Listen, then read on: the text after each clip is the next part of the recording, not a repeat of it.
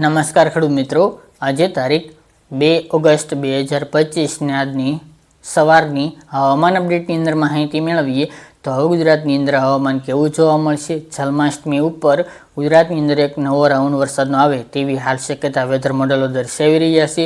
તો ગુજરાતને કયા કયા વિસ્તારને લાભ મળી શકે છે, તેમજ ઓગસ્ટના એન્ડની અંદર સારા વરસાદના પણ સંકેતો હાલ જોવા મળી રહ્યા છે. તો તેના વિશે ચર્ચાઓ કરશું. ચેનલમાં નવા હોય તો આપણી ખેડૂત પુસ્તક ચેનલને સબસ્ક્રાઇબ કરીને નાખજો અને વિડીયોને લાઇક આપીને તમામ ખેડૂત ભાઈને શેર કરી દેજો. તો સૌથી પહેલાં મિત્રો વાત કરીએ તો અત્યારે ગુજરાતની અંદર ઘણા બધા વિસ્તારની અંદર હવામાન એકદમ સાવ ચોખ્ખું જોવા મળી રહ્યું છે, તેમજ અત્યારે વરાપનો રાઉન્ડ નોંધાઈ રહ્યો છે. હાલ અમુક વિસ્તારની અંદર મિત્રો હાઈ લેવલના વાદળો જોવા મળી રહ્યા છે, પરંતુ એકલ દોકલ વિસ્તારની અંદર રેડા ઝાપટા હાલ નોંધાઈ રહ્યા છે. બાકી ગુજરાતમાં અત્યારે કોઈ વરસાદની કે કોઈ ભારે વરસાદની સંભાવના જણાતી નથી. તેમજ અત્યારે ગુજરાતની અંદર કોઈ રાઉન્ડ આગામી 10 તારીખ સુધી આવે તેવી કોઈ શક્યતા રહેલી નથી. એટલે ખેડૂત ભાઈએ કોઈ વરસાદની વાટ જોવી નહીં 10 તારીખ સુધી.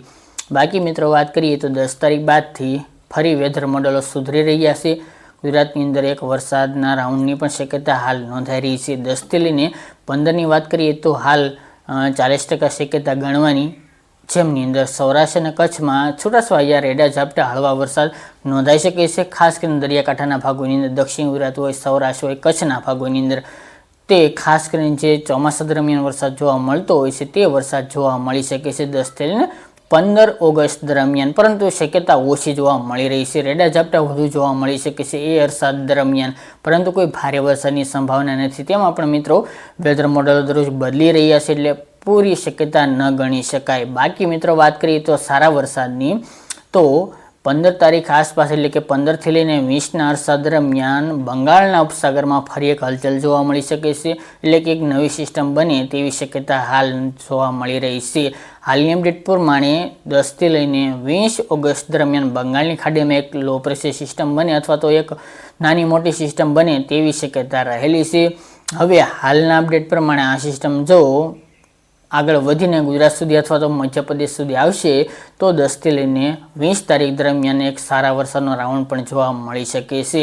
એટલે કે મિત્રો 10થી 15 અને 15થી 20 આ અરસા દરમિયાન જે બંગાળની ખાડીમાં સિસ્ટમ બને છે તેના ઉપર સમગ્ર વરસાદનો આધાર રહેલો છે. એટલે કે હાલ પણ 40% મિત્રો સંભાવના ગણવાની કે વરસાદી સંભાવના દેખાઈ રહી છે, પરંતુ આ વેધર મોડેલો છે તેમજ મોડેલો દરરોજ બદલી જતા હોય છે, જેના અનુસંધાને મિત્રો પૂરેપૂરી શક્યતા ન ગણી શકાય. પરંતુ ચોક્કસપણે જો સિસ્ટમ બનશે અને ગુજરાત સુધી એટલે કે ગુજરાત સુધી આવવાની છે અથવા ગુજરાતથી નજીક પહોંચશે તો બી ગુજરાતને આ સિસ્ટમનો લાભ મળી શકે છે. પરંતુ આમાં ઘણા બધા ફેરફાર થતા હોય છે. જે પાછળની સિસ્ટમ હતી તે કેવી રીતે ઉત્તર ભારતની અસર કરી ગઈ અને ગુજરાતમાંથી નહિવત વરસાદ નોંધાયો અમુક વિસ્તારનો બાદ કરતા, તેવી જ રીતે મિત્રો આગામી સિસ્ટમની અસર હાલ ગુજરાતમાં જોવા મળી શકે છે. તે હાલના તારણ ઉપર જાણવા મળી રહ્યું છે.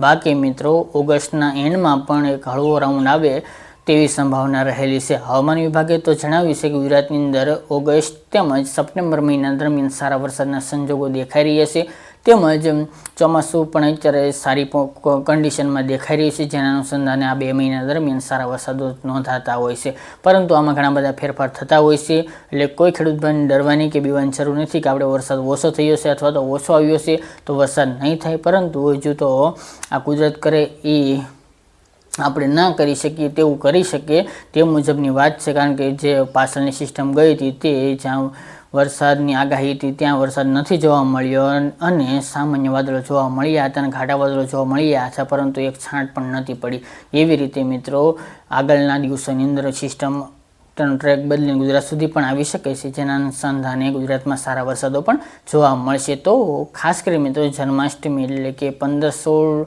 ઓગસ્ટ દરમિયાન ગુજરાતમાં સારા વરસાદના સંકેતો હાલ જોવા મળી રહ્યા છે. આમાં કોઈ પણ ફેરફાર નહીં જોવા મળે તો 11થી લઈને 20 ઓગસ્ટ દરમિયાન ગુજરાતમાં ફરીવાર એક વરસાદનો રાઉન્ડ આવી રહ્યો છે. આમાં મિત્રો કોઈ પણ ફેરફાર હશે તો અપડેટ આપતા રહીશું. બાકી મિત્રો આ અત્યારની વહેલી સવારની અપડેટ. ફરી એક નવા વિડીયો સાથે મળીશું. આજ માટે આટલું જ.